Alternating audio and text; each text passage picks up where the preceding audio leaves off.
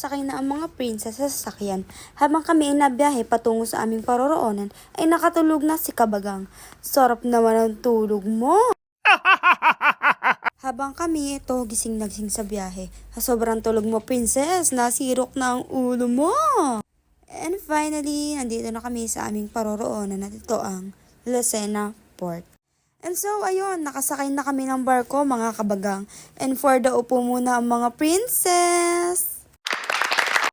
Habang naandar nga pala ang barko, ay nakita ko aring si Kabagang na inaakay ang aking pretty hipag na patungo dito sa aming kinauupuan. Ay, tignan mo naman ang mga are, ay parang mga laseng walang jaw. At dahil wala kaming ginagawa sa loob ng barko kundi ang mag-cellphone, ay nautusan ng mga princess na kuhain ang mga natitirang stuff. Wow! At ito ay kukuhain pa namin sa loob ng sasakyan. Ayan, for the walkathon muna si princess. At sa sobrang lakas nga pala dito ng alon, ay madadapa pa si Kabagang. Kabagang, kapit! At dito maririnig natin ang hampas ng alon.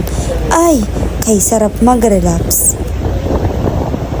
Pagtripan ko nga pala dito si princess na kunin yung sirang upuan para maupuan niya. And na-notice niya, ay, sira pala. Finally, nakababa na kami ng barko. We're here at Romblon!